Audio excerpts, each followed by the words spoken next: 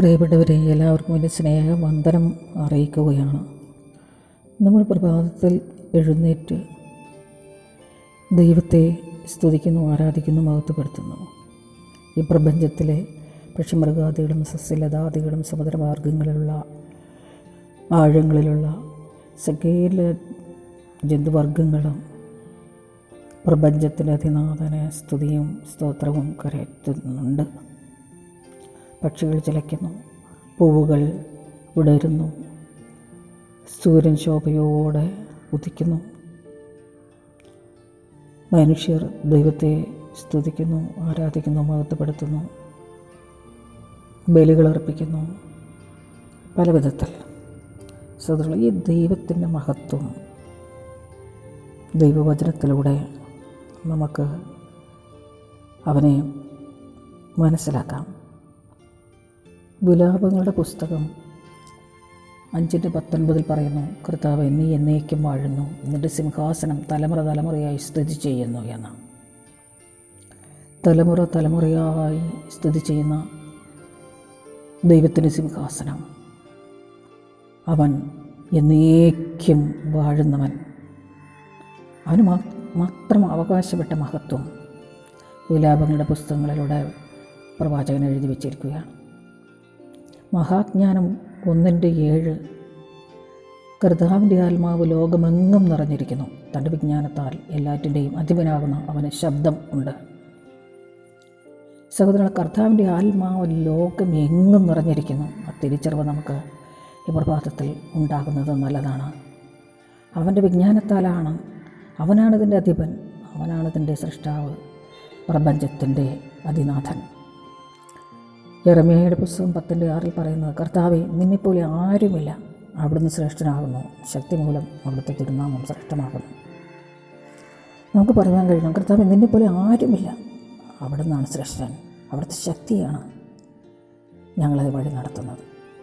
Habakkuk പ്രവാചകൻ 2:14 പറഞ്ഞു വെച്ചിരിക്കുകയാ, സമുദ്രം ജലപൂർണ്ണമായിരിക്കുന്ന പോലെ ഭൂമി ദൈവമഹത്വ പരിജ്ഞാനത്താൽ നിറയും. സഹോദരങ്ങൾ, ഈ ഭൂമി ദൈവത്തിൻ്റെ മഹത്വം കൊണ്ട്, ദൈവത്തിൻ്റെ പരിജ്ഞാനം കൊണ്ട് നിർമ്മിക്കപ്പെട്ടതാണ്.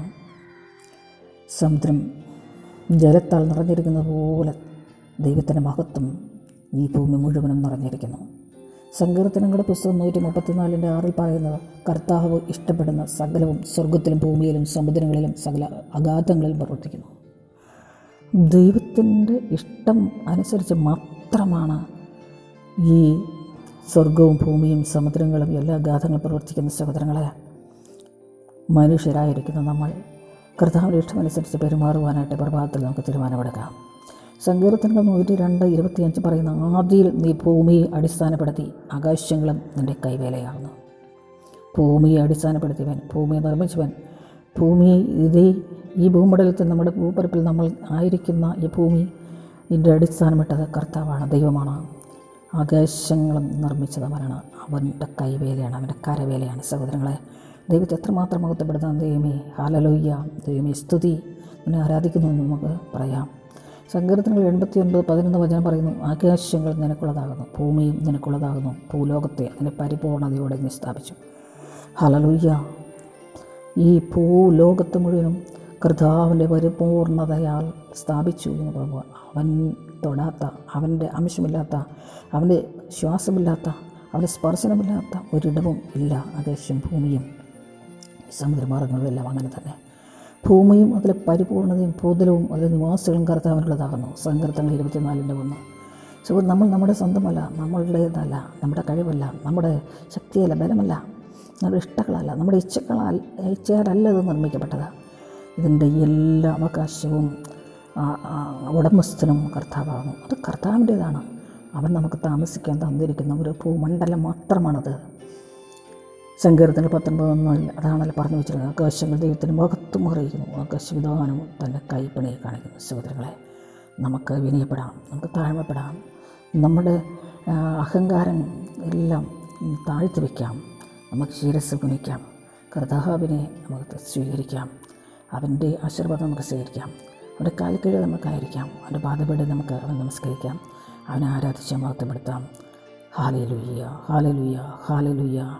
പിതാമ്പുത്രനും പരിശുദ്ധമായ തൃത്വ ദൈവമേ, ഞങ്ങളെ നിസ്തുതിക്കട്ടെ, ആരാധിക്കട്ടെ, മഹത്വപ്പെടട്ടെ. അവിടുത്തെ കൃപയെ ഞങ്ങൾ വഴി നടത്തണമേ. അവിടുത്തെ ശക്തിയും ബലവും ഞങ്ങൾ പകരണം. അവിടുത്തെ പരിജ്ഞാനത്താൽ ഞങ്ങളെ പൂരിതമാക്കണമേ. അവിടുത്തെ അഭിഷേകത്താൽ ഞങ്ങൾ നിറയ്ക്കണമേ. ഈ പകൽക്കാലം മുഴുവൻ ഞങ്ങൾ നിൻ്റെ സന്നിധിയിലായിരിക്കട്ടെ. നിൻ്റെ സന്നിധാനത്തിൽ നിന്ന് ഞങ്ങൾ ഓരോ സ്റ്റെപ്പും ആലോചന ചോദിച്ചുകൊണ്ട് മുന്നോട്ട് പോകാൻ കൃപ ഞങ്ങൾക്ക് ലഭിക്കുമാറാവട്ടെ. ഞങ്ങൾക്ക് സകലത്തെയും വാഴ്ത്തണമേ. എല്ലാം സമർപ്പിക്കുന്നു.